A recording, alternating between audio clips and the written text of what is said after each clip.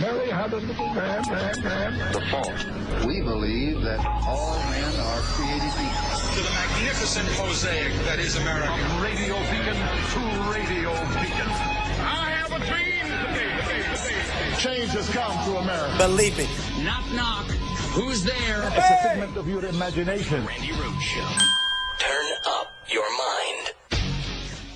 As far as hacking, I think it was Russia, but I think we also get hacked by other countries and other people. And I can say that, you know, when we lost 22 million names and everything else that was hacked recently, they didn't make a big deal out of that. That was something that was extraordinary. That was probably China. We have much hacking going on. Well, I think it was Russia, and I think it could have been other people in other countries. Could have been a lot of people interfered. I think it was Russia, but I think it was probably other people and or countries. It was Russia, and I think it was probably others also. Well, the Russians had no impact on our votes whatsoever, but certainly there was meddling, and probably there was meddling from other countries and maybe other individuals. Oh, my God. Oh, my God. So now you know that every single time that Trump said other countries, he was lying, because Trump, we found out this week, was with a Blockbuster report yesterday, or actually the night before, that Brennan Clapper, Mike Rogers, James Comey all briefed him prior to him being sworn in as president that Russia was the country that perpetrated an attack, a cyber attack, an act of war against America during the 2016 election. And he's known this all along, and he still equivocates. Now, that video there, that's a faux news mashup, okay? They use that as proof that he said Russia meddled. He keeps equivocating in their own evidentiary tape, saying, oh, no, he said Russia, yes, and other countries, and always casting doubt on our intelligence agencies, always casting aspersions on them. It's a 400-pound guy sitting in his bedroom is what it is, Hillary. You know what I mean? So we know that this week. Also this week, we've learned that there are a lot of people that Russia wants to question, and that Trump thought it was an incredible idea. We know that Sarah Sanders said that she'll get back to you. They're not putting, the idea aside. Trump's team is going to meet as to whether or not they'll turn over Bill Browder, Michael McFaul, some Senate staffers who wrote the Magnitsky Act, and that this whole thing for Vladimir Putin has been about sanctions. The whole thing for Vladimir Putin has been about the Magnitsky Act. It's been about Bill Browder. It's been about Michael McFaul. It's been about the U.S. senators who wrote the Magnitsky Act. It's been about Obama, who signed the Magnitsky Act in 2012. Okay, we learned all that. And just think about this. It's just 1 week ago today, that Robert Mueller put an indictment out. Clearly, I mean, it was the most thorough investigative report that we have seen, and it's just an indictment. I mean, but he went through sources and methods and named names. 12 Russian high-ranking government officials with, in the GRU and the Russian military intelligence services connected directly at the hip to Vladimir Putin, which tells you that, and Trump was briefed before he went to NATO, and Trump was briefed before he decided to meet privately with no American in the room except for a translator, who the Senate was able to vote against calling to testify yesterday. They voted against it. They will not. Marina Gross, Miss Gross, was the translator, and the Republicans in the Senate put the kibosh on calling her for her testimony, because she is the only living American who knows anything about what happened in that room. Obviously, Dan Coates doesn't know, and he is the director of national intelligence. And again, I explained to you in a sentence that the DNI, created by George W. Bush, an entirely new intelligence service to oversee all the 16 other intelligence services after 9/11, was created because they felt that the NSA didn't talk to the FBI counterintelligence. They felt that the counterintelligence at the FBI wasn't talking to CIA, wasn't talking to Homeland Security. Okay, so they created the DNI. I. And Dan Coates yesterday at the Aspen Security Forum was asked whether or not he had any idea what the president talked to Vladimir Putin about. Now, this alone would have been massive headlines. That the director of national intelligence has no earthly idea what was agreed to by the United States president and our adversaries, President Vladimir Putin, that he said he had no earthly idea. In Helsinki, the president was alone with Vladimir Putin for 2 hours, more than 2 hours, with only translators. Basically, how do you know what happened? You were on the dark side of the moon. Oh, my God. How do you have any idea what happened in that meeting? Well, you're right. I don't know what happened in that meeting. Oh, Jesus. I think as time goes by, and the president has already mentioned some things that happened in that meeting, I think we will learn more. But that is the president's prerogative. If he had asked me how that ought to be conducted, I would have suggested a different way. Suggested. But that's not my role. It It's isn't? not my job. Oh. So it is what it is. That's not his role, is to oversee the security apparatus and the security precautions and the measures. I'll tell you, think about this. Dan Coates probably understands what Vladimir Putin is doing better than he understands what the American president is doing. Isn't that stunning? And I mean, people have played this, but they have neglected to tell you that it is Dan Coates' job and that Dan Coates is supposed to know exactly what was agreed to in that meeting. And the idea that Dan Coates probably knows what Vladimir Putin is up to more than he knows what the American president is up to ought to be startling for every single American. That is not a good thing, because Donald Trump is more dangerous to this country than Vladimir Putin is. And I got to tell you, last night, I tweeted this out last night because I saw this. The Associated Press released a piece last night, a newspaper article. Well, it wasn't a newspaper. It was a Wire report. And it was called "Russia Announces New Nuclear Weapons Tests Days After Trump-Putin Summit." Did you hear me? New nuclear weapons tests days after the summit. This is post-Helsinki. This is, he's sitting on TV. He's telling everybody, he's much tougher on Russia than any other president has ever been. He's much tougher. He understands Vlad, and it's a good thing that we get it. And Vladimir Putin played Donald Trump like a freaking fine violin. He played him like a piano. He played him so hard that you would think it was LeBron, okay? I mean, you never saw such play. Okay, this was unbelievable because this came out last night, and I hashtagged it fuck. I didn't even know what else to call it. I just wrote hashtag fuck because it takes your breath away. But here's the report. It says Russia is reportedly testing a range of new nuclear weapons and other military hardware, including a high-power laser, just days after Russian President Vladimir Putin met with President Trump for a one-on-one summit in Finland.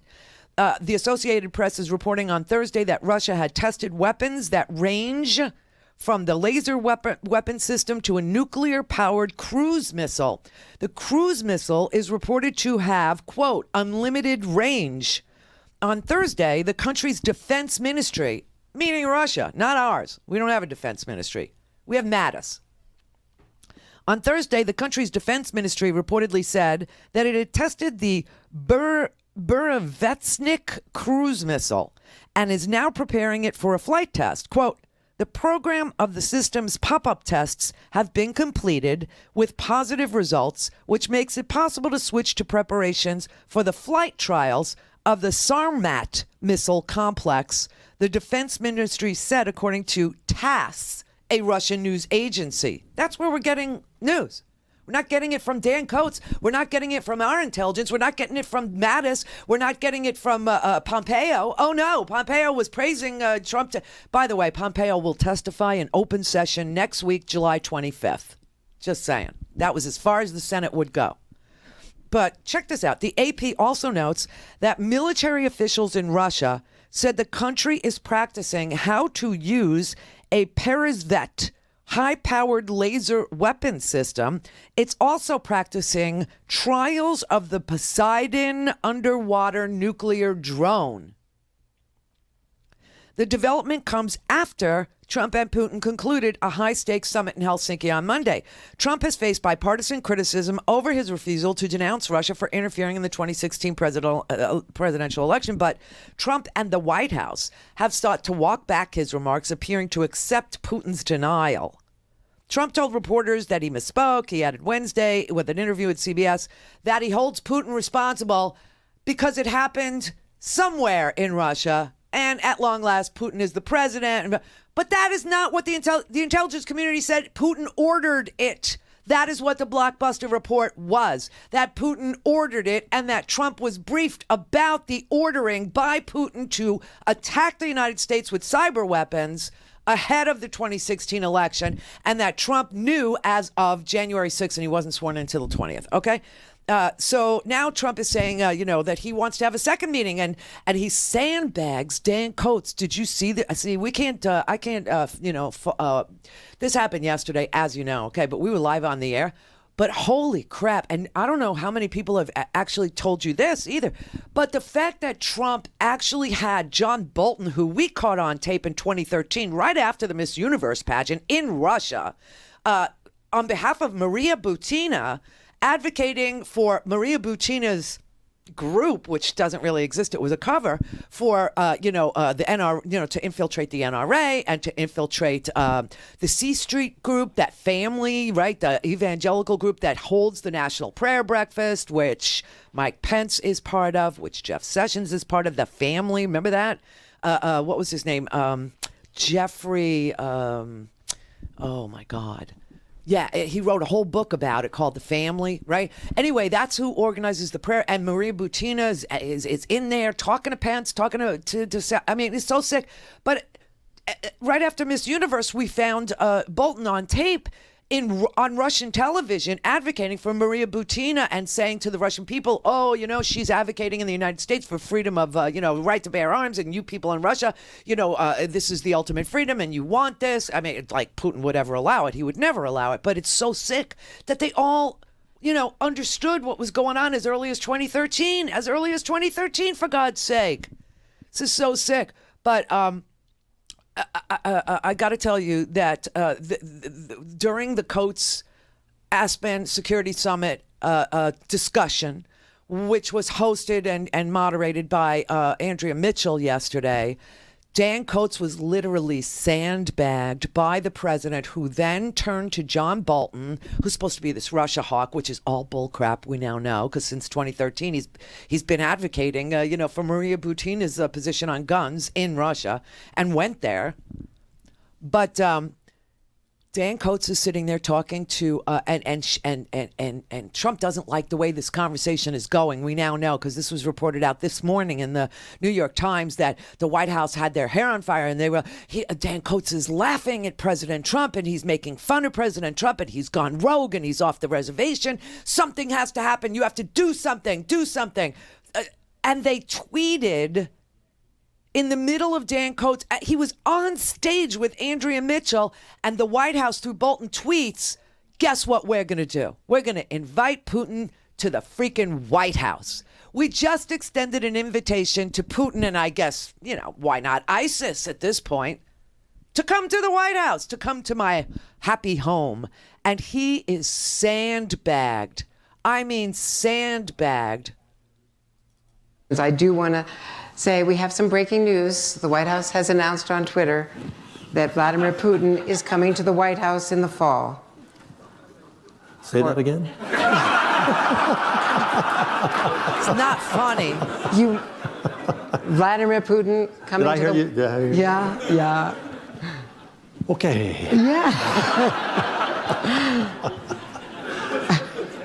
That's going to be special. Why not invite Bashar al-Assad? It's important we get along with him too, right? Why not invite, the head of ISIS, in the Levant? This is sick. This is maddening. This is dangerous. This is stupid that we have a director of national intelligence who doesn't know what was agreed to in a meeting, believes, like Brennan does, that this meeting was recorded. Brennan said it earlier this week. Dan Coates said it on the stage with Andrea Mitchell yesterday. That The Russians have the tape of whatever was discussed in that room, but the Americans don't. We don't know. And then all of a sudden last night, Russia announces new nuclear weapons tests, laser system tests, Poseidon underwater nuclear drone tests, I don't even know what Peresvet high-power laser weapon system is. Oh, my God. Connect. It occurs to me. Speak to Randi. Call 561-270-3844. 561-270-3844. It occurs to me, did you know beforehand that Kislyak and Lavrov, the ambassador and the foreign minister, were going into the Oval Office that day? I did not. Oh, my God.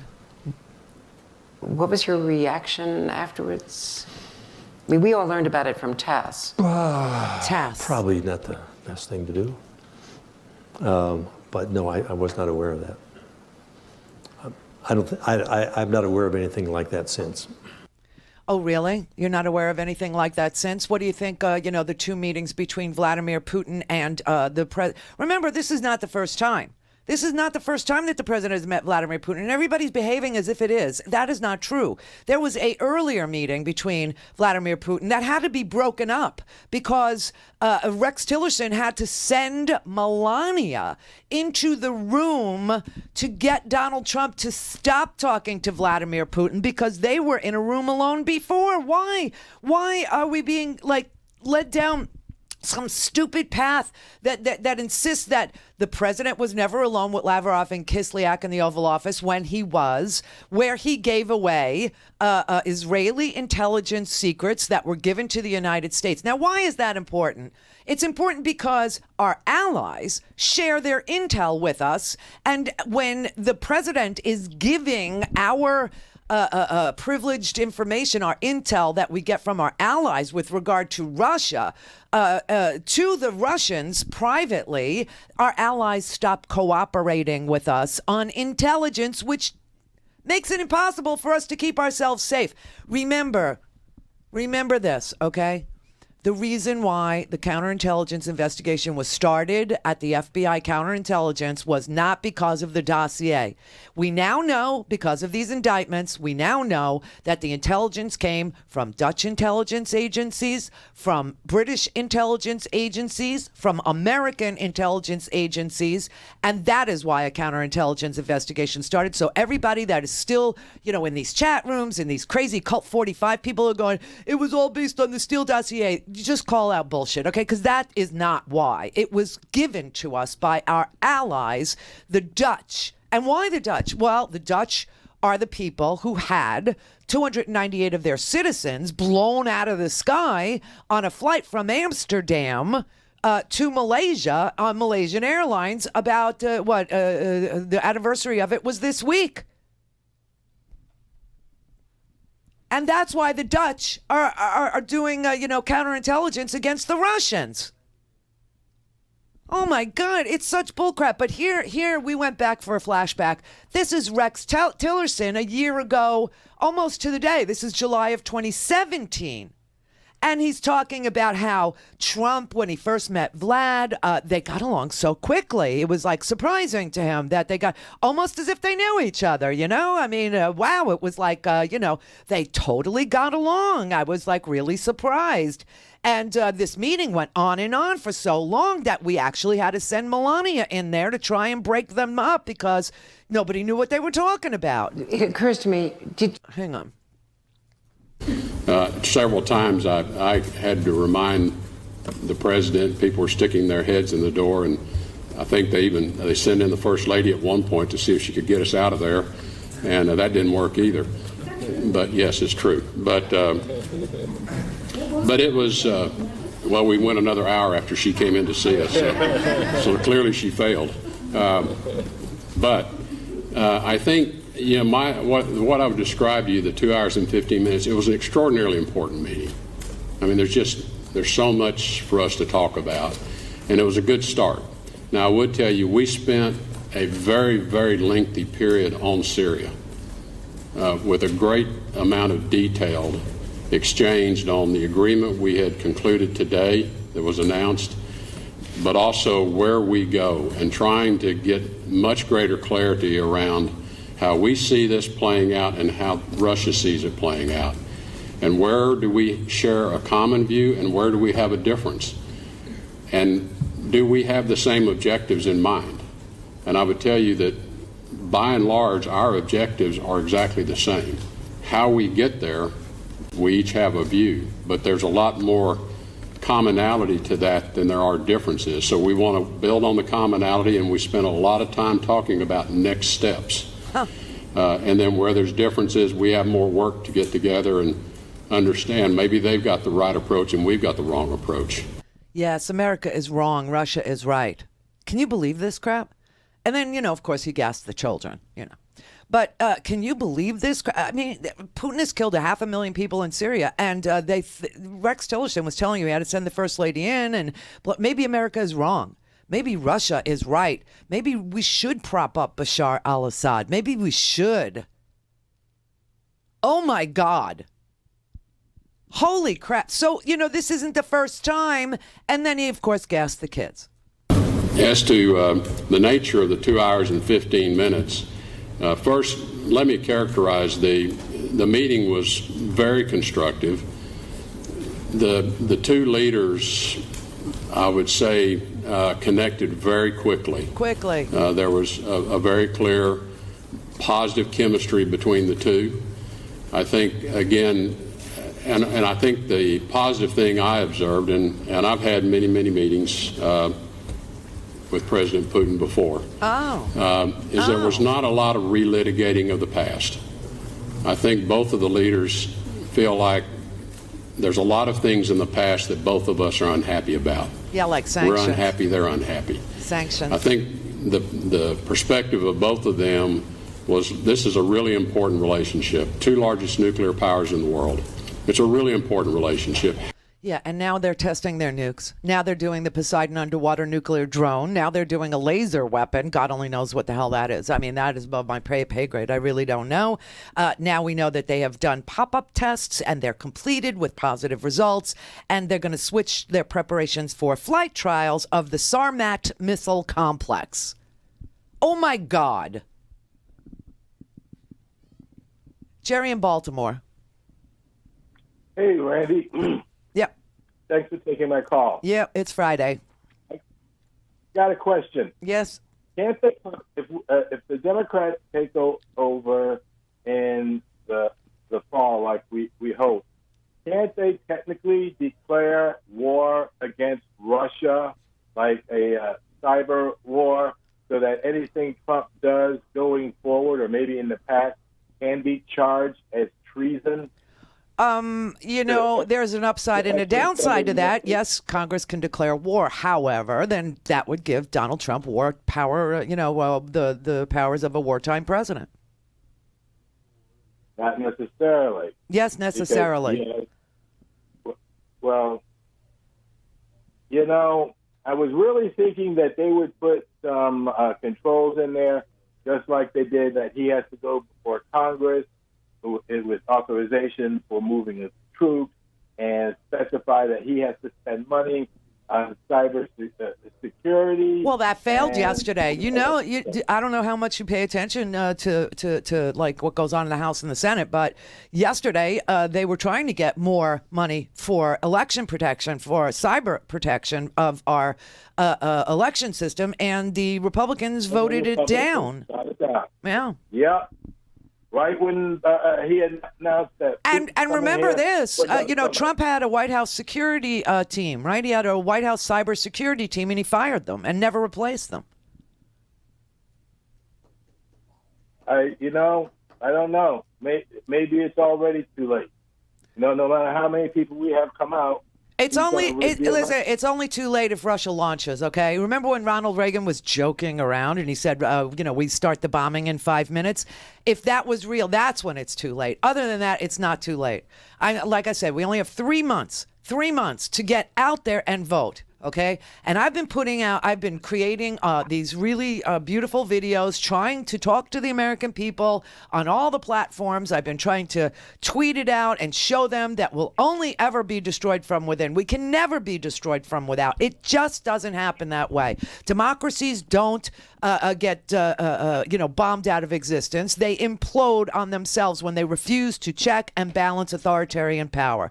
And that is where we are, and that is why we have to vote in November. And yes, some of it might be compromised, and yes, there's propaganda out there, and yes, we don't know. The big question mark is, before Election Day, on Election Day, will Russia attack the United States?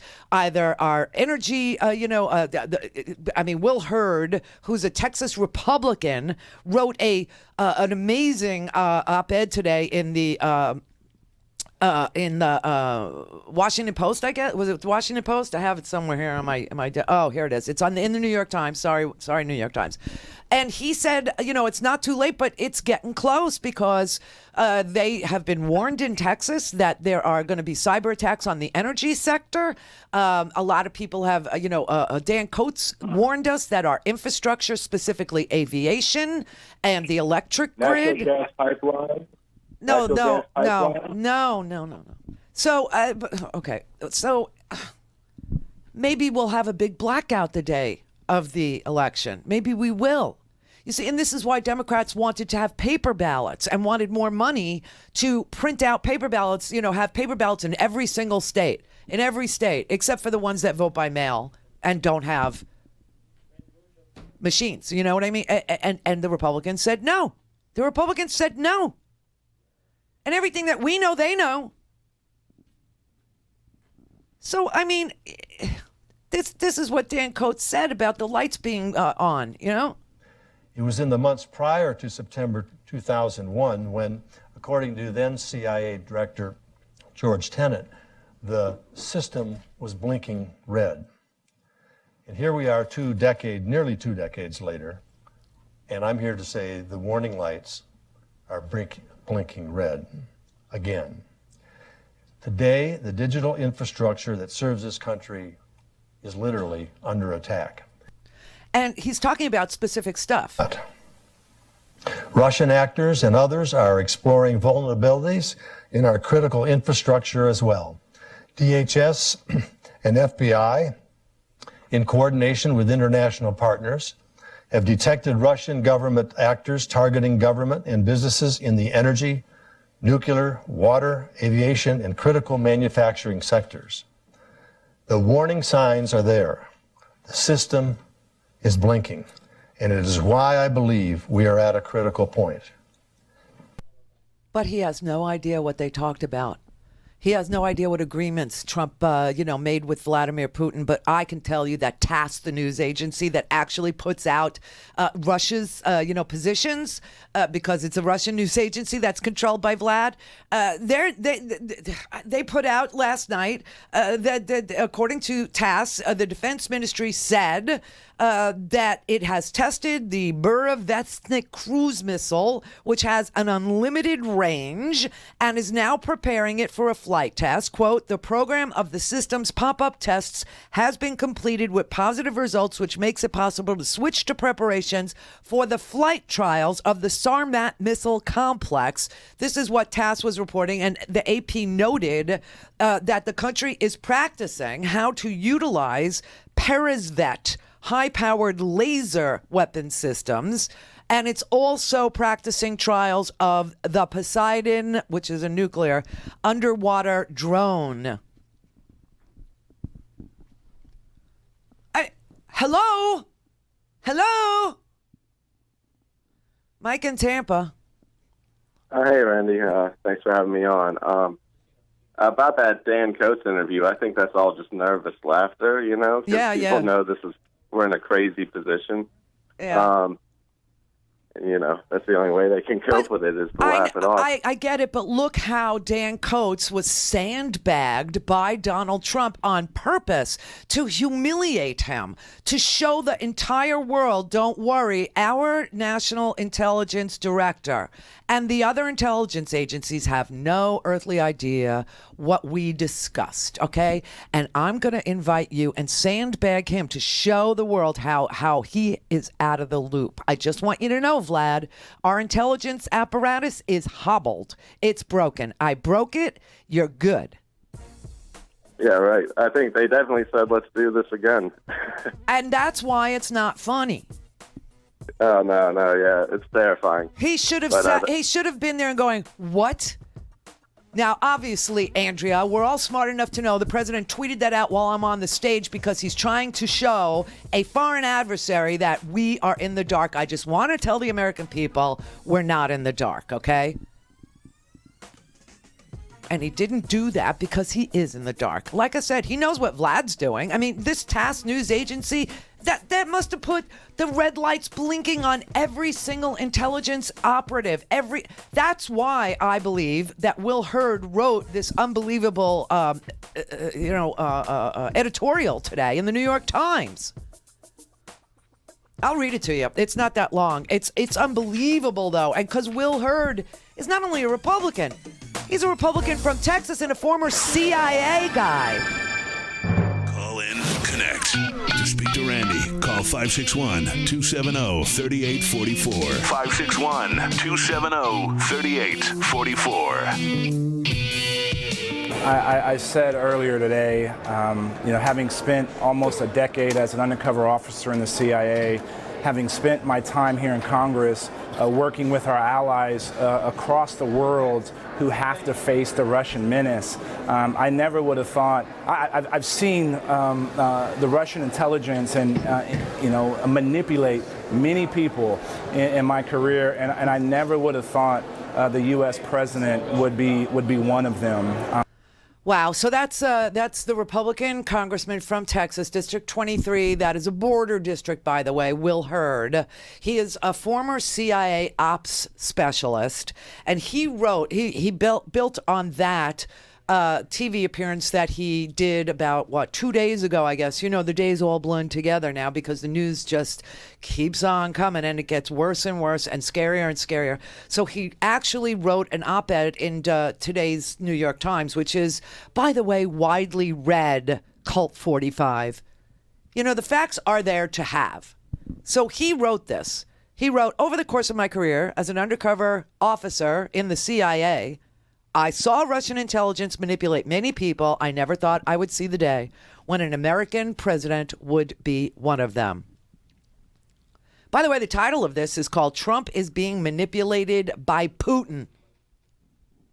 What should we do?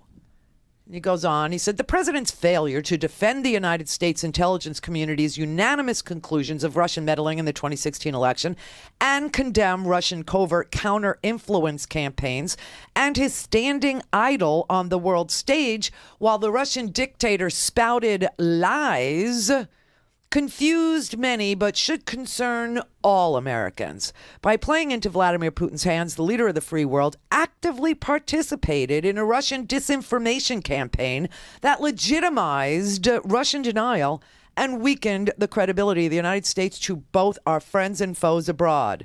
Now, just consider this. If Russia is gearing up for a cyber attack or, not just an influence campaign, but an infrastructure attack on the energy sector, on the electric grid, on manufacturing, on, everything that Dan Coates says he observed, which is why I said to you, Dan Coates knows what Putin's doing, but he doesn't know what Trump is doing. That's sick. But it's true. Okay?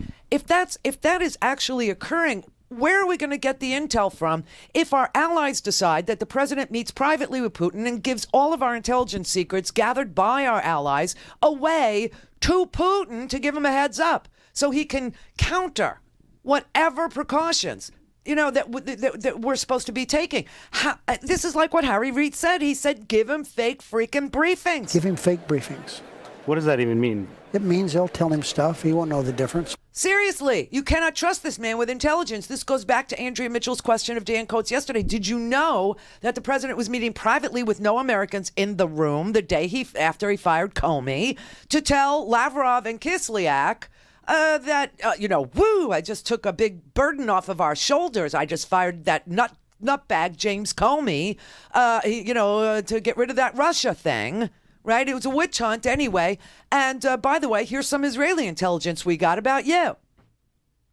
And what did that have to do? It had to do with Syria. And it had to do with the rebels being on the border of the Golan Heights is what it had to do with. And he told him.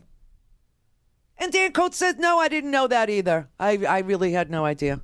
But I haven't seen anything like that since. How do you know? You don't know. He was alone with Putin. He was alone with Putin recently. Before you said you've never seen anything like this, he was alone with Putin. It's just so sickening. Anyway, he says as a member of Congress, this is Will Hurd, the Republican CIA undercover covert operations guy, who is now a member of Congress from Texas, a Republican.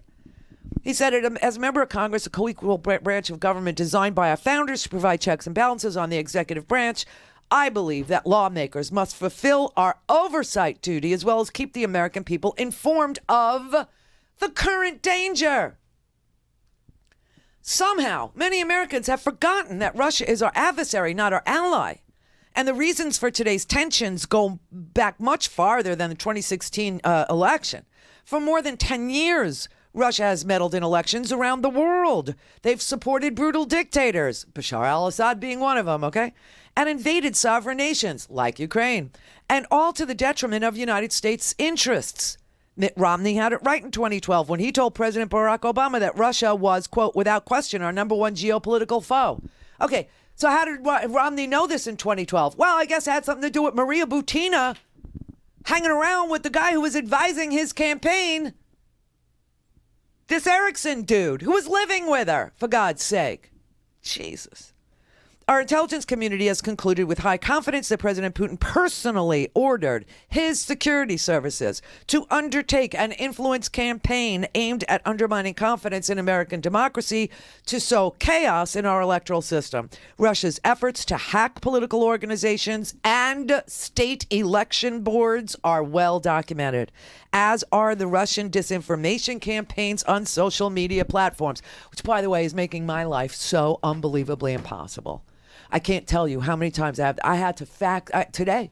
I had to scan all these documents back to Facebook, back to Instagram to show them that I'm an American citizen and to authorize me to run these ads that I'm showing you on today's show, okay, that we're running today, because I'm trying to put those out there. And they keep blocking. Well, since the Russians meddled, they paid in rubles, Facebook. How can you not know the difference between an American citizen? I had to send them my passport. Then I had to send them the certificates of incorporation for this company. I had to send them insurance policies showing that I have liability insurance. I had to show them the EIN, the tax number for my business. It's insane what goes on now, okay? Anyway, he goes on. Russia is an adversary, not just to the United States, but of freedom-loving people everywhere.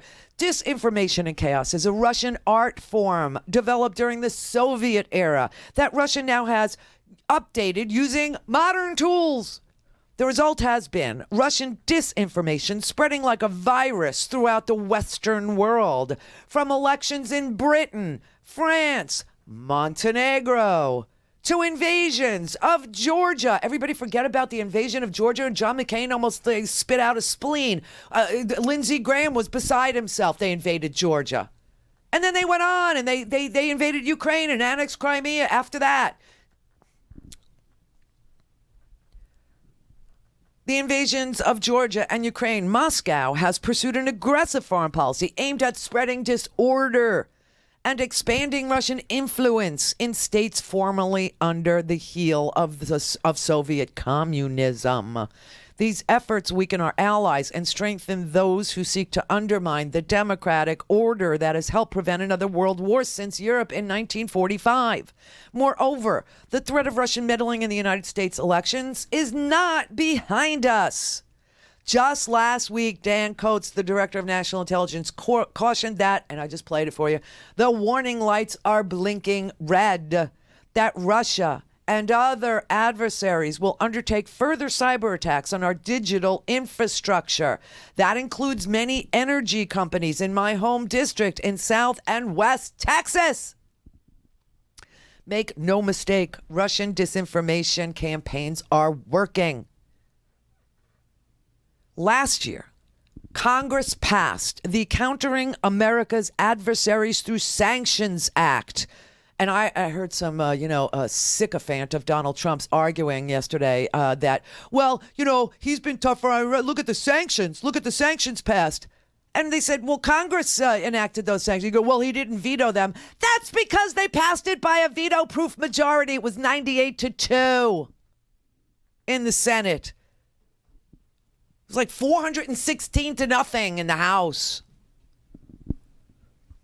Last year, Congress passed the Countering America's Adversaries Through Sanctions Act to impose severe sanctions on Russia as retaliation for its meddling in our presidential election. Stop calling it that.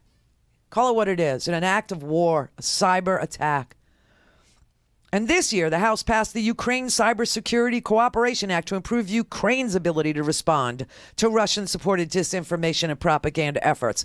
I am also encouraged that the Senate Committee on Foreign Relations, that would be Bob Corker, he's the chair, has asked Secretary of State Mike Pompeo to testify on the president's recent meetings with both Kim Jong-un and Vladimir Putin. And that will happen next week, everybody, on July 25th. Open session, I checked. Additionally, Congress must act to give the men and women of our intelligence agencies the tools they need to confront Moscow. Apparently, we don't have them. And prevent this from happening in the future. We need to start by sending the Intelligence Authorization Act to the president's desk, which authorizes funding to support critical national security programs across the intelligence community.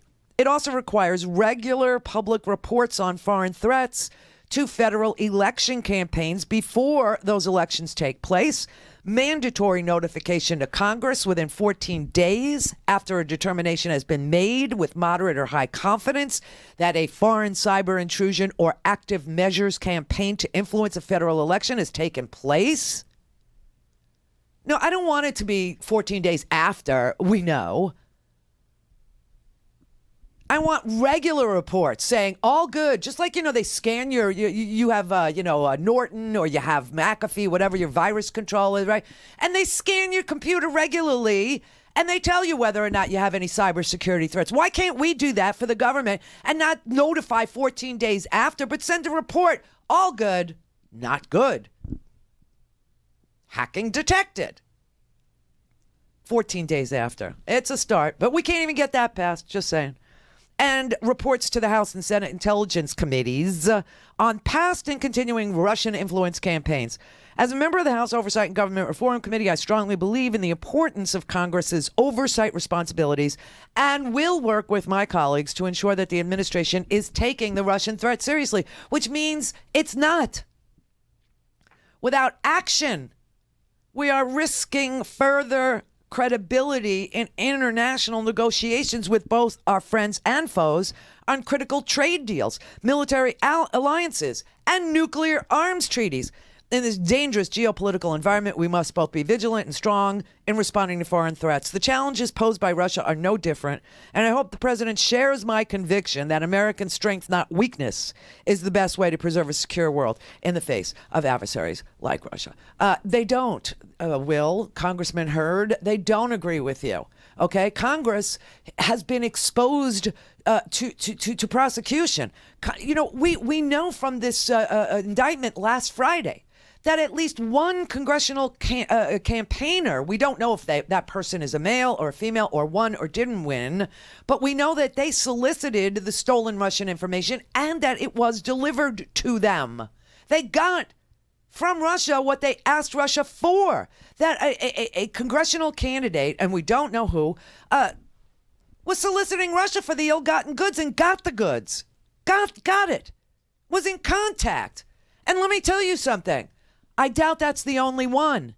We know Remember when the information first came out, in June of 2016, that a cybersecurity counterintelligence investigation had been opened because we had intelligence from the Dutch, we had intelligence from the Brits, we had intelligence from American intelligence, operations. That yes, Russia was inside, and that Russia was responsible for the DCCC hacking, which was congressional campaign. Okay, DCCC is the Democratic Congressional Campaign Committee. Okay, that's why it's CCC, DCCC. And they reported it. And so the Dutch supplemented some of the intelligence that they got, from CrowdStrike, which was a private investigator that investigated it for the Congressional Campaign Committee. And they said, oh, my God, it's much further than you think, and it's really far. That's why they opened up a counterintelligence. That's how they got the FISA court to issue the warrant in the first place. But, these idiots in Cult 45, it was the Steele dossier. Bullcrap. That's not right. That's wrong. Okay? But when you look at the conversation that the Washington Post was able to expose in the Washington Post back in 2016, they actually had a recorded conversation because reporters are on these conversations when Paul Ryan speaks to his leadership. It was Kevin McCarthy was on the call, Ryan was on the call, others were on the call, and so were reporters, and they jotted down the transcript of the call and published it in the Washington Post. And what did it say? It had Kevin McCarthy laughing when Ryan said, hey, the Russians are in, and they're the ones that supposedly hacked, and oh my God, they're getting good information. And Kevin McCarthy said, and they said, I think they're giving it to the GOP. And Kevin McCarthy said, well, I think there's two people that Putin pays. One is Dana Rohrabacher, and the other one is Donald Trump. And they laughed on that recording. I know everybody forgets about this, but those memories of how we first learned and what the first reaction of Paul Ryan was and what the first reaction of Kevin McCarthy was and what Donald Trump's first reaction was. It could be a 400-pound guy sitting in a basement I mean, he was already the Republican nominee. He knew. He's always known. Ever since briefings. That's why Harry Reid said, don't tell him anything. You can't trust this man. He's a Russian agent. Because Harry Reid knew that there was a counterintelligence investigation based on our allies' intel, the Dutch, the British, the Israelis. They share information. And now they won't. And that's another scary, scary part of Trump trashing NATO.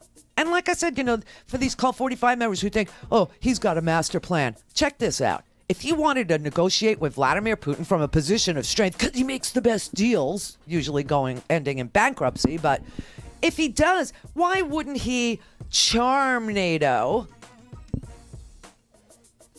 and then go with 29 countries behind him to Vladimir Putin and say, hey, listen, the whole world's very hip to what you're doing, and I know what you want to do, but there's another way to do it. You don't need to, shoot down Dutch Dutch passengers out of the sky. You don't have to support Bashar al-Assad. There are other ways. You don't have to transfer nuclear technology to Kim Jong-un to make money. There are other ways. See, what you're looking to do is build your economy, right? Well, check this out. We could expand that pipeline. Germany's already, dealing with what Schroeder did. And by the way, Gerhard Schroeder is the one that did that pipeline for Russian oil. Because Gerhard Schroeder was Germany's Donald Trump. He was also a white nationalist. And Merkel is left with it and doesn't know exactly how to proceed. She'll figure it out, though, because she's Angela Merkel.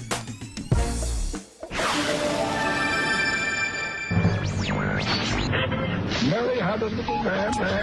The fault. We believe that all men are created equal. To the magnificent mosaic that is America. From radio beacon to radio beacon.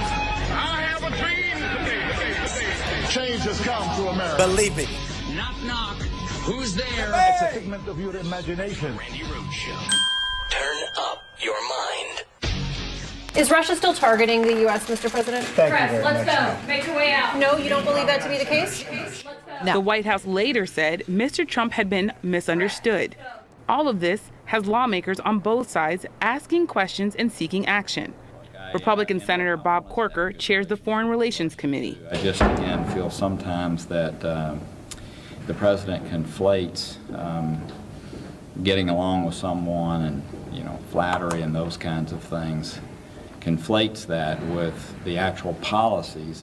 In a statement today, Senate Majority Leader Mitch McConnell announced he's directed 2 Senate committees to hold hearings on potentially strengthening U.S. sanctions against Russia. On the House side, Democratic Whip Steny Hoyer of Maryland called for bipartisan legislation to increase funding for election system security and to counter Russian-led cyber attacks. The flashing red light calls us to action. Surely we can rise above pandering to party and Putin to act on behalf of our freedom and our security. The measure ultimately failed. Republicans voted against it, saying there's already ample money available for those purposes. You're an idiot. You are. I got to say, this is unbelievable that we asked for, and Steny Hoyer, got a standing ovation. People were chanting USA, USA in the House, and they were ready to move this bill, and the Republicans voted against it. They literally voted against protecting the election with the lights blinking red. And this is so 9/11. It's just freaky. It's just the similarities. And the media is covering that Michael Cohen recorded a conversation with Donald Trump about paying off a Playboy model. Woohoo! I mean, come on. This is serious. You have the TASS news agency, the Russian news agency, reporting that they're doing nuclear weapons tests days after this Helsinki debacle, whatever the hell that was. And you have the DNI yesterday saying he has no idea what went on in that meeting. Oh, and by the way, I remember the other meeting with the Russians that the president had in the Oval Office with Lavrov and Kislyak, and I didn't know what they talked about then either. And I haven't seen anything happen like that since, except that Helsinki happened since.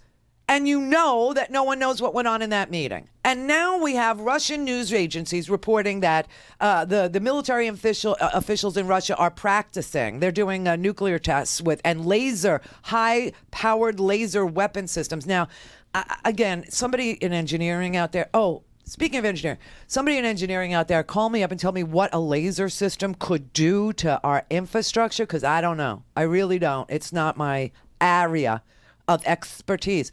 But I do want to tell you one thing about engineering. We talk about Central America and how the students in Nicaragua, the engineering students, are being shot at the school, and hundreds of them have been killed. Hence, we have, people fleeing Nicaragua, Honduras, El Salvador that has death squad, etc. But Costa Rica, like I said, is just this little Switzerland in the middle of all this chaos. Why? Because Costa Rica has no military, and they refused to have one since 1948. Yeah, and they put all their money into infrastructure and education. And, I have a Costa Rican family. They are as near and dear to me as any brother I could have ever had. Hector Sr. is like my brother, okay? He is exactly like the brother I never had. And his son, Hector Jr. Now, Hector is about as tall as me. Okay. But his son, he grew. That boy is about 6 feet tall. I mean, he's just a strapping young man. He's a wonderful young man. He's planning to get engaged to Natalia, who they've been dating for 8 years. She saw him all the way through school. He just graduated engineering school, and he is now a full-fledged engineer in Costa Rica. And he's going to go to work for Grupo ICE, which is the electric company in Costa Rica, which is owned by Costa Rica. That's how they treat electricity, as a utility. They treat it, as a right for everyone to have. And there's a problem with their electricity. I mean, the way that it's structured is that, if one little area goes out, the whole area goes out. And so Hector Jr. has been hired for his big brain to figure out how to isolate electricity outages and not affect everyone in that particular area. And he's so excited about going to work and doing it, but he doesn't have transportation. So we started a GoFundMe for him. He wrote it. Now, Spanish is his first language. Obviously, he's Costa Ricense. But he wrote it in English for you, too. And his English is pretty damn good, you're going to have to admit. And he needs $6,500 to buy a motorbike. And we've donated, my family's donated, and some of the people on my personal Facebook page have donated. Thank you very much, like Rosemarie and some others. But I put it on the show Facebook page to see if maybe this weekend we could give $10 a piece, something like that, $25 if you can, so that Hector Jr. can reach his goal of $6,500 and buy a motorbike so he can get to his new job. Otherwise, he'll walk. And that's just a fact. He will. He will walk. And he'll do it with a smile on his face. I mean, this is why they're my family. These are the best people I have ever known. And, I've known them for about 8 years now. And there's nothing I wouldn't do for them. So when he asked me how could he raise money, I told him about this GoFundMe thing when we were down there in May. And we finally set it up.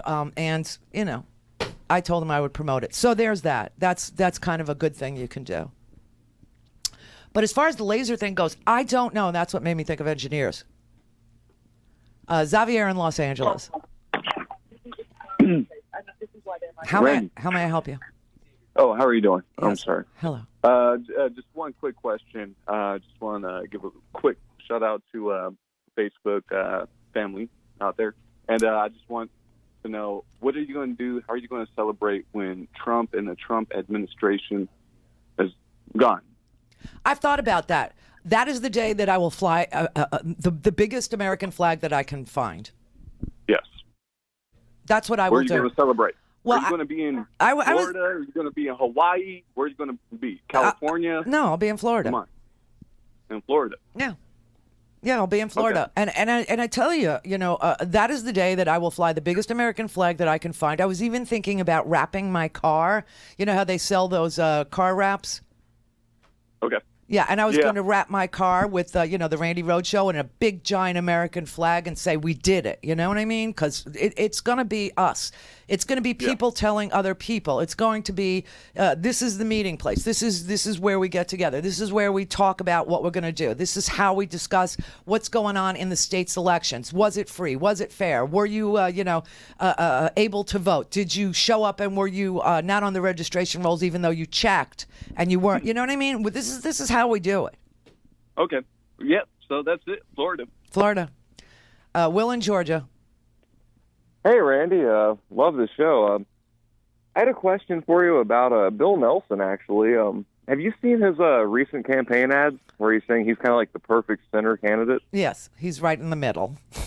I was wondering kind of how do you feel about that? Because I have a very bad relationship with Bill Nelson and have had a horrible relationship with him since the time he was the state of Florida insurance commissioner and denied to help my sister who was dying of breast cancer, which had spread to her bones. Oh my God, I didn't know that. Yes, and I had called him because her insurance company, this is before Obamacare, said she was terminal and therefore did not deserve to have physical therapy for her back. Because she was a terminally ill patient. And I did so many, I was only a local broadcaster in Palm Beach at that point, and I had screamed and yelled and, begged, called out the insurance company, embarrassed them, blah, blah, blah, because it was a Florida insurance company. And then I finally called Bill Nelson, who was the insurance commissioner at the time, and I never play the do you know who I am card. I mean, everyone who knows me knows I never, ever, ever do that. But I did in his office. I said, do you know who I am? I swear to God, I will work tirelessly for the rest of my life to keep Bill Nelson from ever, ever becoming anything, even dog catcher ever again. And he still refused to take my call. However, right. So I can't stand that man. I also know his sons, and they're a handful too.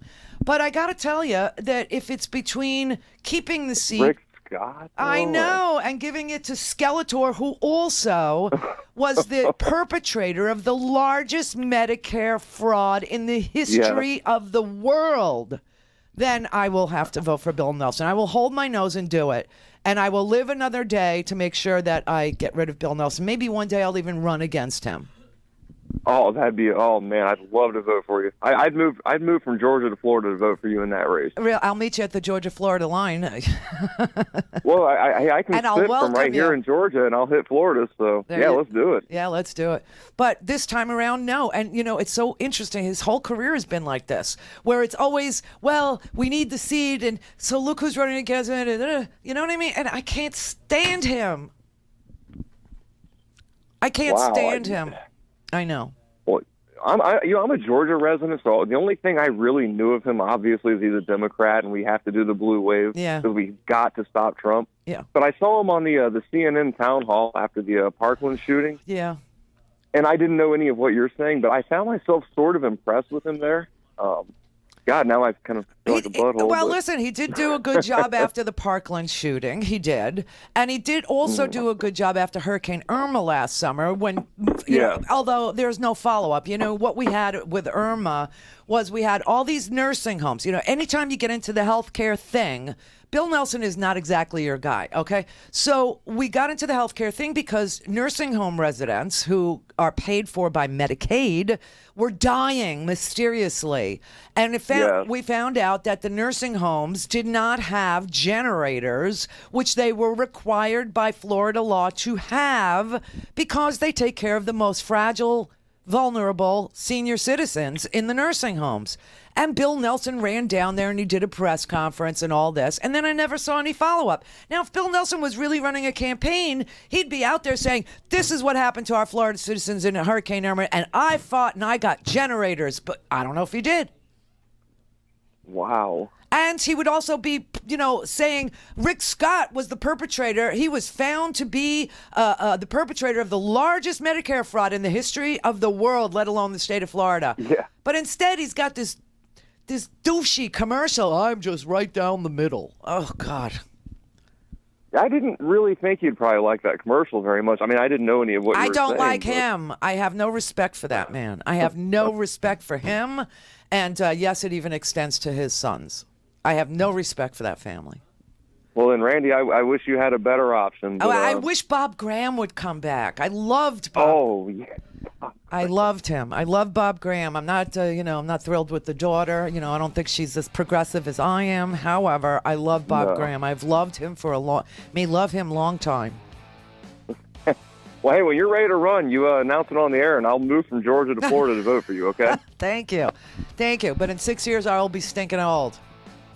Really. And I will face the choice whether I want to lay on a gurney and turn the clock back like 6 to 10 years so that I could look okay on HGTV 6 years from now and have everybody say, oh, she had work done, or not, and not run for the Senate, you know.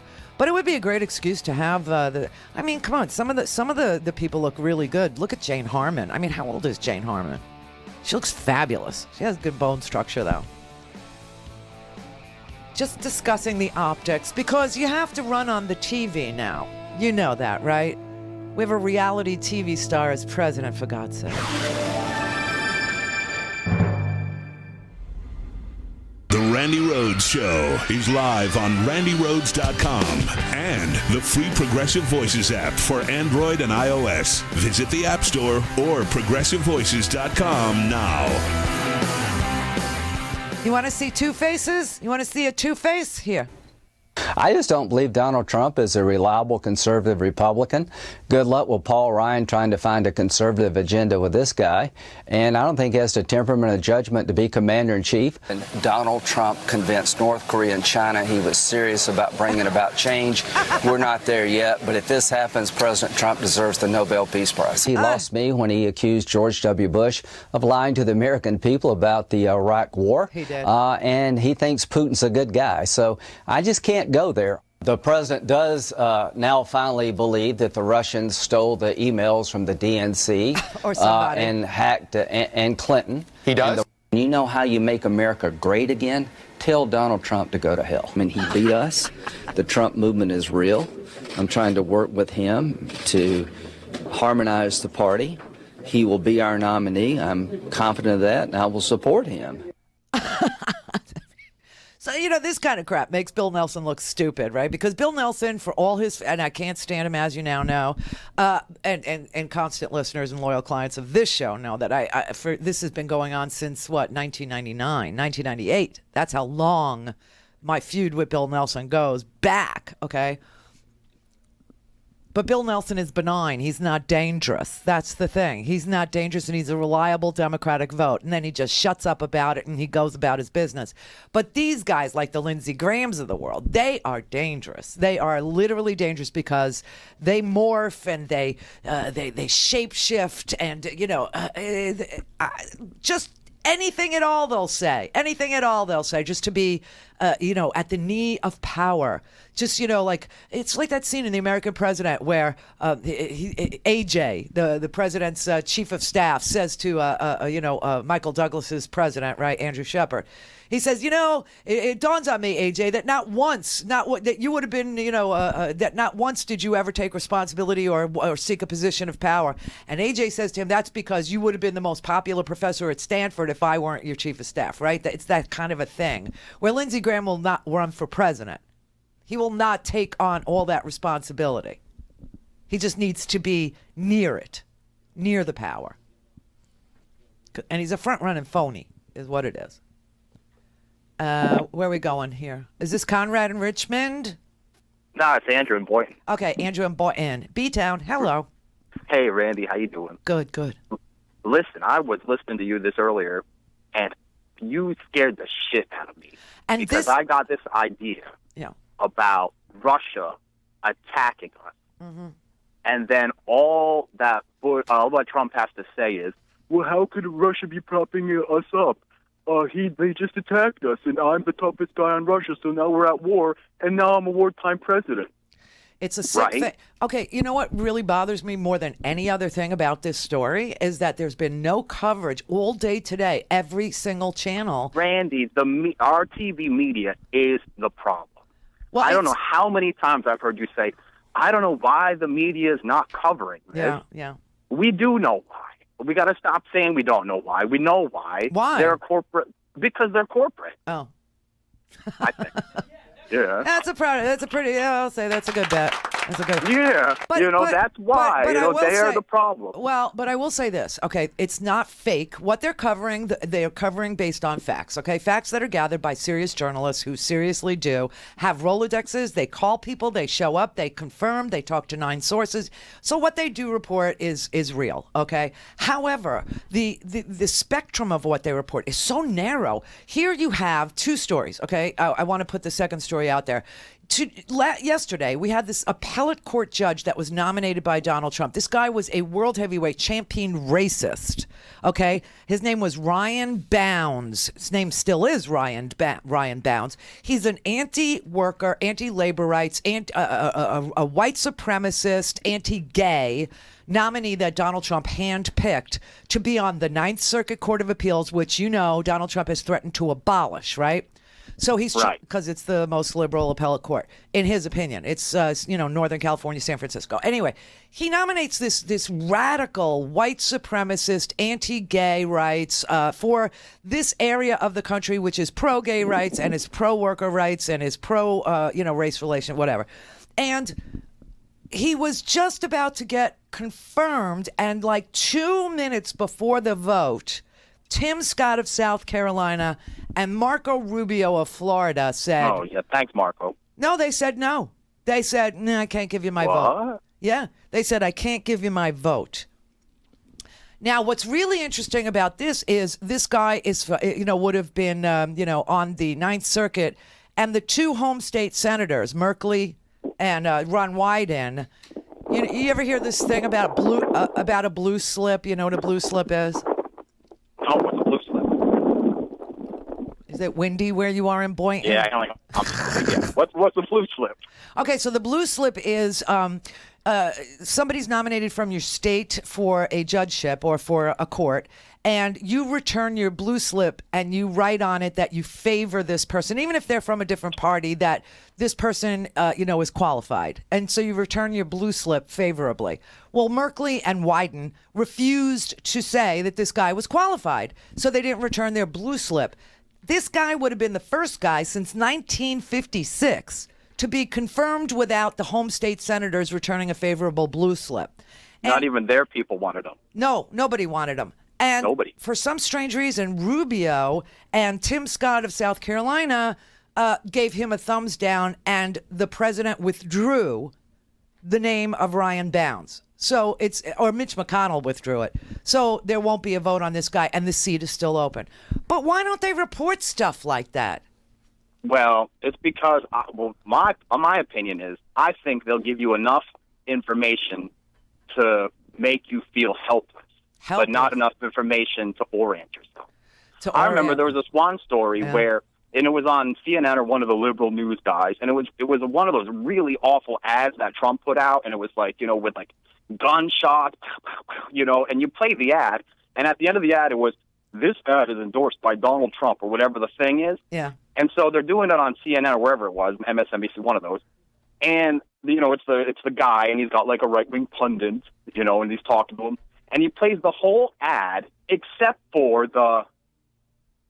this ad is approved by Donald Trump or whatever the heck. And then he's got to argue with the guy about, and then he's like, well, it did say this ad was approved by Donald Trump at the end. You could have just let the thing play 4 more seconds, and our lying ears would have heard it. Well, that could have been that could have been a producer not racking it up. You don't know. I mean, that's kind of an odd situation. But I will say, look, the stuff that does get covered is covered honestly. That's why when Donald Trump, I believe that, especially the print media. The print media is where it's at, which is why you're always going to them. Yes. So for me, but they're not on the TV, and we know what's not on the TV don't happen in this country. But that's true. But I've always said, and even if you Google me or whatever, and if you look at our business profile, it says newspaper-based journalism, right? Because that is where we get our info. Okay, I mean, I play clips of newsmakers and I play clips of interviews and things like that. But the truth that I give to you, I always tell, and the truth that I send out every morning is the homework. And what the homework is the New York Times, the Washington Post, the Wall Street Journal, the polls. The Ipsos poll, not Rasmussen, because Rasmussen is a fake poll. But, that's what we put out every day. That's what, 10,000 people are subscribed for that homework. And, I just want people to sign up so that they have newspaper articles. I'm subscribed to it. I have the homework. It comes in my inbox every day. That's all I rely on every single day is newspapers. Because these reporters, Tom Hamburger, Maggie Haberman, there's so many of them. I mean, Devlin, what's his name?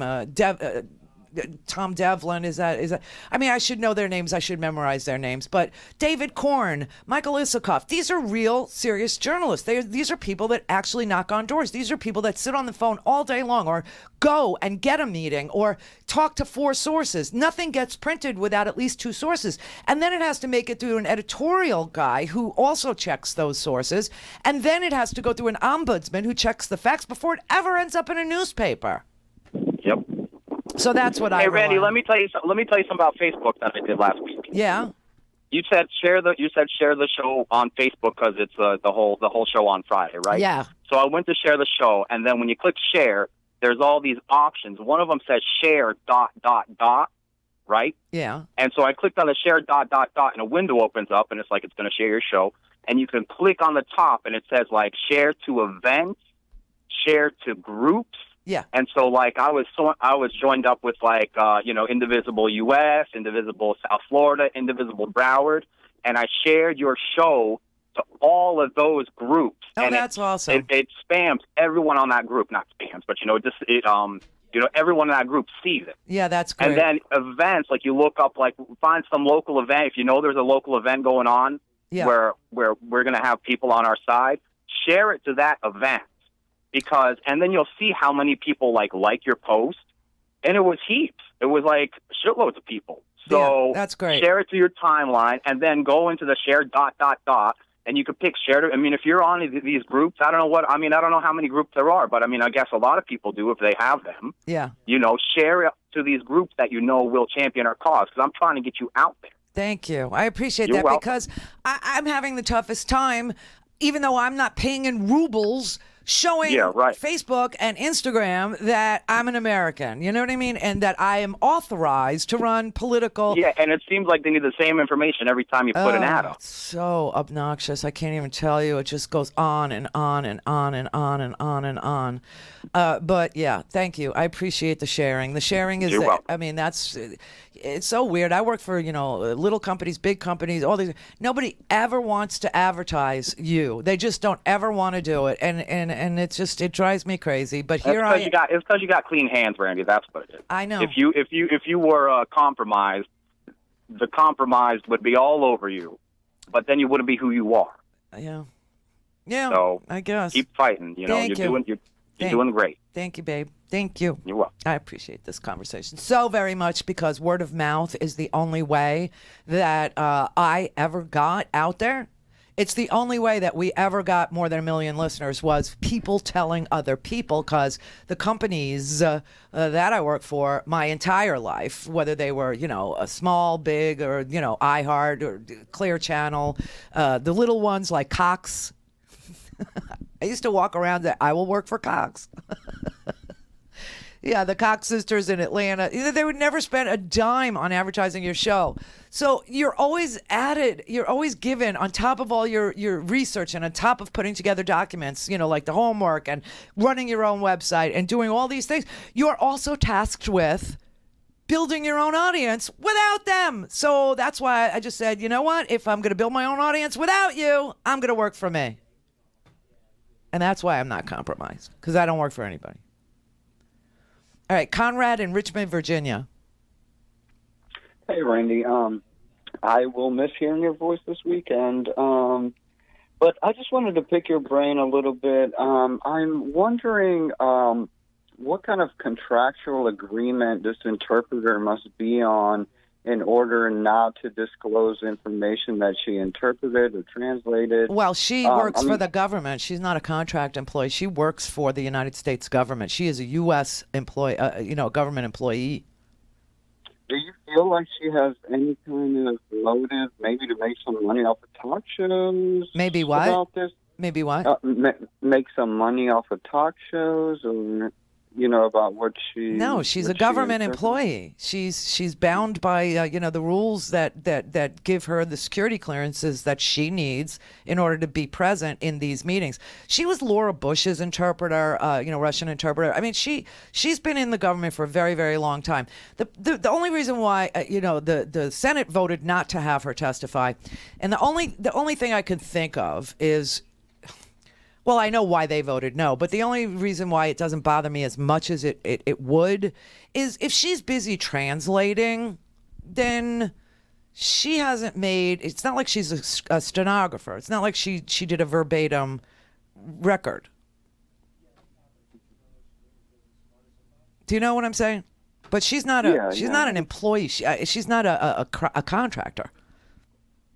Gotcha. Okay. No, she has.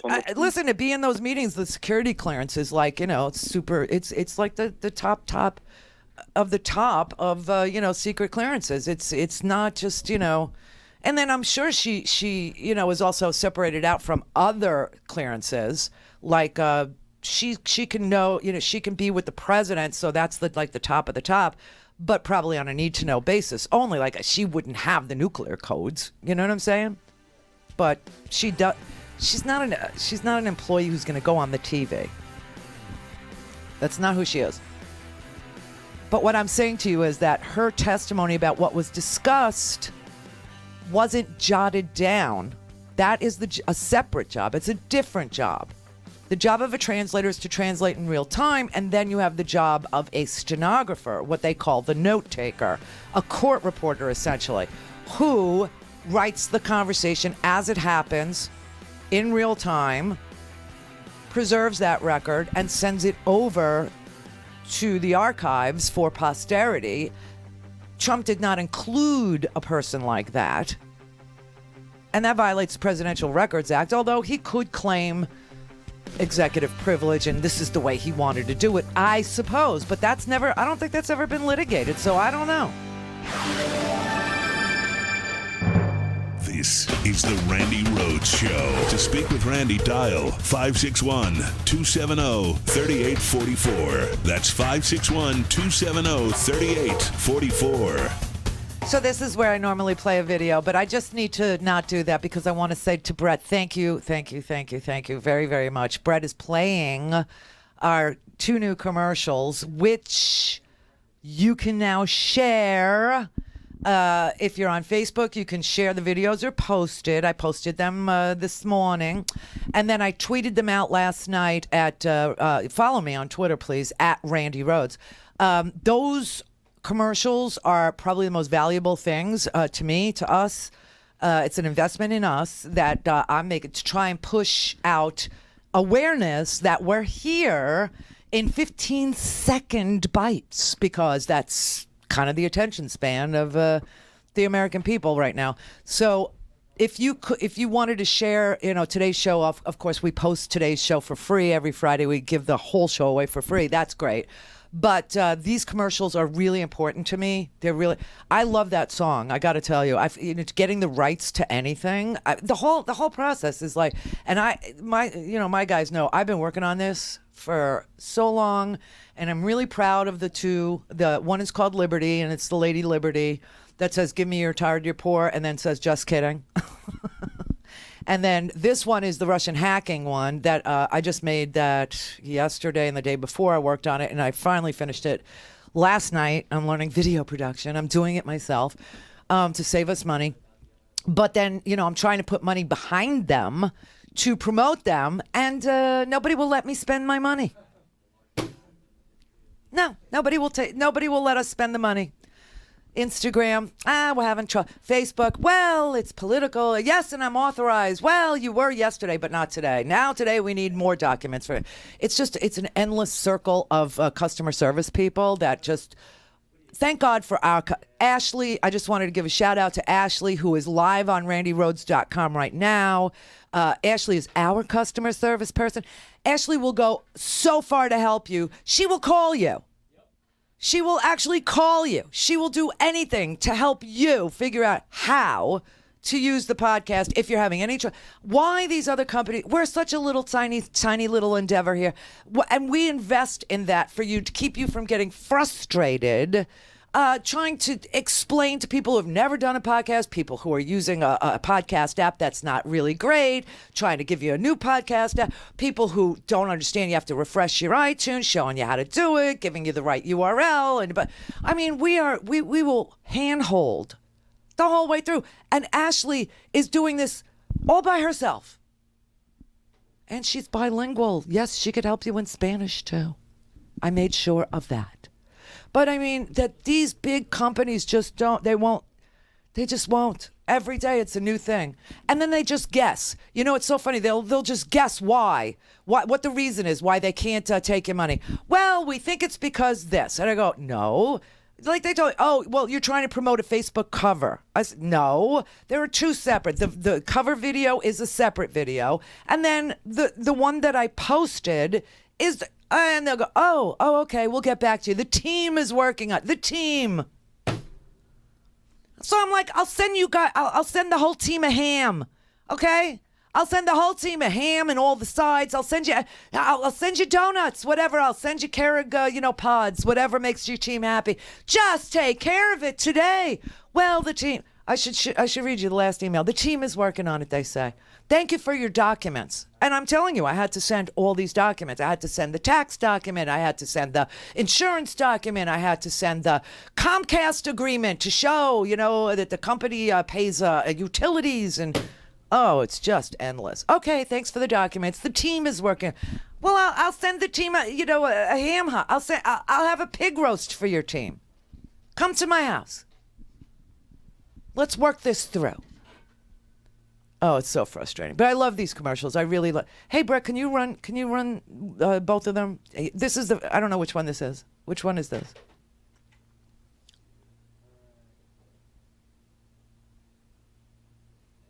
Hang on. Or not. I don't see it.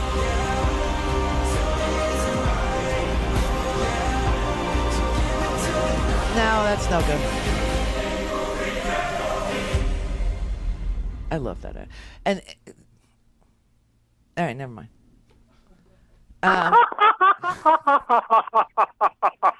You think it's funny? I work. None of it is funny, sister. None of it is funny. I work my ass off on those. You did. I shared them today. They're beautiful. They're beautiful. I love the one with the flag. It's genius. Thank you. Thank you. No, seriously. Seriously am teaching myself video production and getting the rights to the song. I love this song. That's what you do, Myers' mother. That's what you do, sister. Tell me, is it right? Now, and you know how many times I've had to listen to that song because... because of editing, and you have to go back and no, I know from this. Oh, my God. Sister, when you come to the end of a treasonous week... Yes. As I told you when I called after the 9-month pregnancy period... things are changing for me, so I'm so grateful to be able to call you again, and I have to get business out of the way quick. Hi, chat room. You've said how much you miss me. I miss you more. Tell 10 people that don't listen to the show to listen, to like on Facebook or retweet on Twitter, and buy a stinking podcast. Yes, please. Just saying. Yeah, just saying. We're trying to get situated for the election. Oh, and by the way, Tell me, darling. I got to say, next week. Is it next week or the week after? I think it's the week after is the beginning of August, right? I think. Yes, exactly. I got to check the date, but I'm almost 100% certain it's August 7th. Yes, I know where you're going. Keep going. Yes, the Charlottesville redo. The Nazis are marching again. We need to be the people of Charlottesville need to be out in force. No, they can't have it in Charlottesville. Charlottesville wouldn't give them a permit. I mean, but the people of the state need to be. They need to get there and just look at them. I believe it's going to be in D.C. and Oh, that's right. You're right. I'm wrong. Yeah. And so we need to get our butts to Washington. I'm serious. The white supremacists are not done. They are doing hardly. They're just getting started. They are, and so I just want everybody to know this is why we're trying to be the the go-to, for all this. Right. So which you absolutely have been doing, dear. Because even though I have to, as your colleague in crime, the high priestess of left-wing whippersnappers, I get up, go to bed at insane o'clock, and get up at insane o'clock. I follow. It's you. Please. And I have to say to the caller in Georgia, I'm right there with you, sir. If she ever chooses to run against Bill, I'll grab BFF right by the ear and go, we're moving to Florida. We have to work on the campaign. Because I'm serious. I'm serious. I'm serious. I know. I would love to. It's just 6 years from now because obviously, Right. It's because of where he's at right now. Yeah. And I understand that. That's the reason I've never run for office, because as a radical fairy and a longtime activist, there are photos of me that would instantly, the campaign would be upended. And you know what it would cost? You know what it would cost to run for the Senate in 6 years? Hello? Oh, I'm saying it's probably $20 million. Easy call. Yeah. For the Senate, sure. And this is why I respect I'm just throwing her out there. I'm not endorsing her. I respect La Harris for saying, okay, I'm not going to take any more PAC money anymore. Yeah. It's like when they do what Obama did, and they're like, okay, let's see what the people want to do. Yeah. That's the thing. Okay, so here's where it's at. It's so good to talk to you on a Friday. Yeah. We entered the Orwellian age with Reagan. We entered the post-Orwellian age with Bush v. Gore. We entered the Sinclair Lewis age with the campaign of 2016. We are now in the Brazil meets the Manchurian candidate age. Common Dreams has been pushing, because of course we all have to get out and vote, and it has to be a blue wave, because that's it. That's the only thing that can stop him legally, in terms of the way the country's set up. That's right. In the meantime, South Korea got a really good response from calling a general strike back in the day. People need to go, do I want a free country or do I want my comfortable life? Well, that's why I want people to have one central place, so that... Bingo. Yeah, bingo. So that we can organize, God forbid we need to, something really horrendous happens ahead of the election. Everybody knows and trusts that I'm going to tell you, what to do, where to go, how to deal with this. So... I'm just trying to be situated in a way where if we need election, judges, or if we need to, Yeah, that we can do it, that we can actually... And we have eyes, feet on the ground and eyes at the polls or eyes at the whatever. Yes, and that they can upload their video to us and that we can cover for them what is hinky, what's going on out there, what's gone wrong, Because there's going to be a lot of hinky. There might be. I don't know if it'll be incrementally hinky, like here and there and then, or if it's going to be, we have this massive blackout, or, Putin attacks our electric system, or our aviation. Which we all have predicted. And we have my mother predicted. She said it's going to be electric. Well, that's the big warning that we're getting from the left and right. No, I mean from the intelligence community. They're saying the biggest threat is to the electric grid. That's just what they're saying. I don't know, that's going to be the way he goes, but then you could also have, some sort of everybody who terrorizes the United States or other countries loves aviation. I mean, airplanes are everything. And so, you have flights going missing. You've got the Dutch flight that was downed, by Putin. They've got video of the actual missile battery where the shots were fired to take down this Amsterdam flight to Malaysia. So I don't know, but I just want everyone to stay close, to each other. Exactly. That's what I'm trying to do. I'm anyway, just saying. Have a good weekend. I love you always. Good talk to other people. Bye. Thank you. All right. Let's go to Jordan in Utah.